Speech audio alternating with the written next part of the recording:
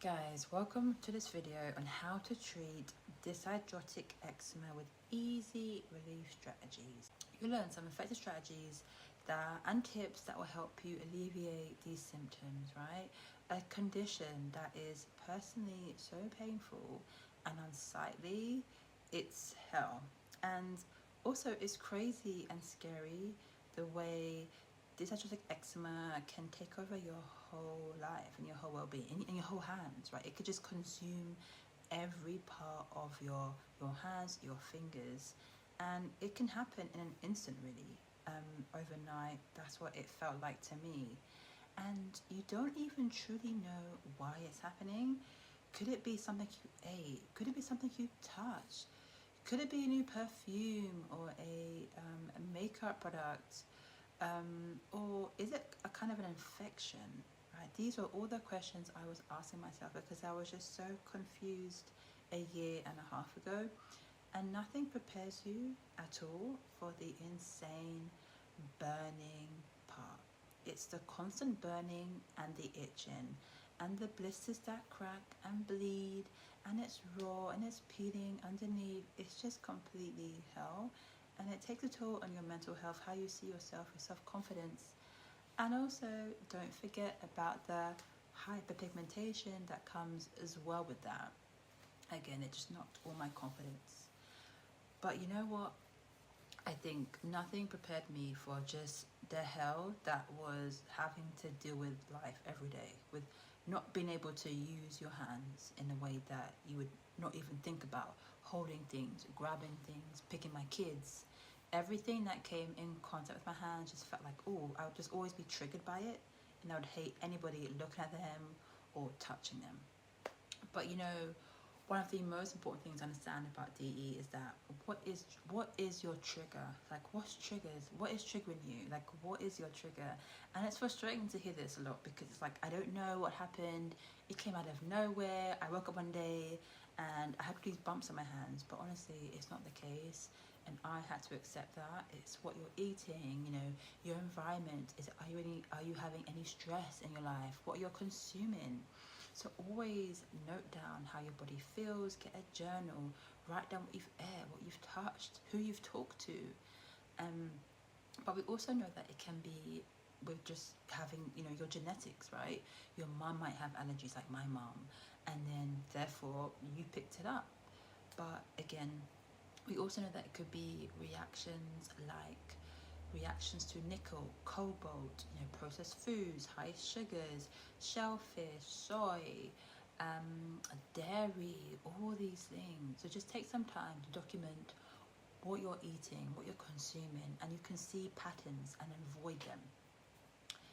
So we all know the obvious symptoms of DE, the dyshidrotic eczema, itching, you know, blistering, burning, you scratch to no end, you're in that trance-like mode that your mind is taken over by the itch. But you also can get infections, right? So if you have any like yellow crustings or pus-filled bumps that are tiny, you have an infection. But I got this too, but it went away when I just got over my itchiness. I got over itching continuously, which then made my skin heal over.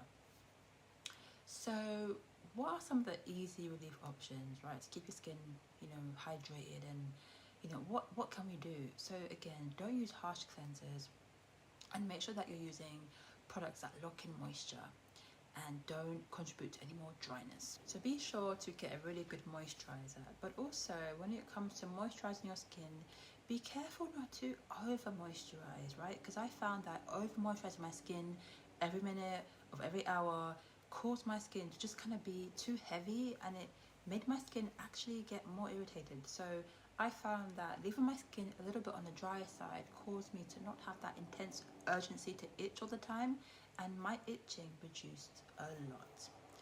What else can you do? Get yourself some ice. Get yourself some ice wrapped up in a cloth for when you give in to the itch and there's nothing you can do to stop it. Once you put that ice or cold water on your skin, it will immediately stop. It will give you like a numbing effect and a cooling, calming effect, and you'll just stop itching. It will take you out of that itching phase. And then If you're like me, the itching hell is at night, wrap your hands up at night with a glove, put a thick moisturizer, and then wrap it up and go to bed. You can also take an antihistamine, right?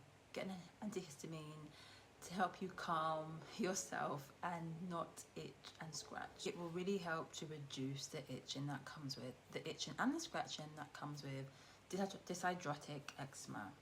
So another key aspect of DE that we forget to talk about is lifestyle change, and these are often the hardest changes when it comes to your diet and exercise, hydration, but it's also avoiding harsh chemicals, right? Using gloves for everything, avoiding, harsh detergents, making sure that you're drinking water, making sure that your environment is nice for your skin, especially hard when you're in like really extreme temperatures, extreme cold temperatures, or extreme, hot temperatures.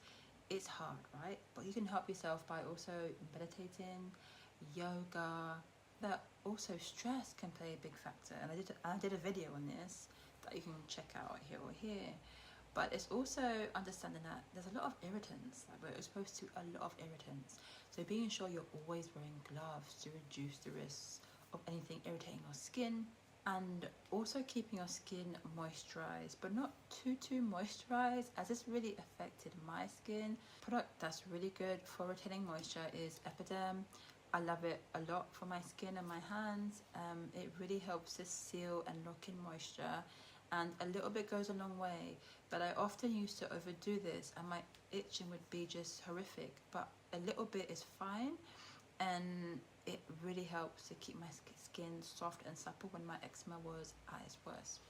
And also remember to experiment with different products, and find out what works for you, because I tend to stick to the stuff I know, but there might be better products out there. So stuff like CeraVe, that's quite a nice product, which is a moisturizing lotion for dry to very dry skin.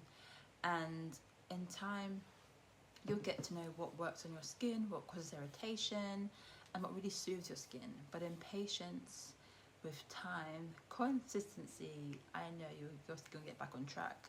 As for me, I'm over the worst of my skin, to be honest. I'm over the worst of it. It's December time now, or it's January now, so I'm in the winter months, and naturally my skin is always better in the winter months, but I still get odd dry patches that I have to look out for, but nothing compared to what I went through before. And in my other finger, I used to have like these like dry patches near the fingertips of my finger, but they are getting more softer now, and so my bumps are nowhere to be found, thank God.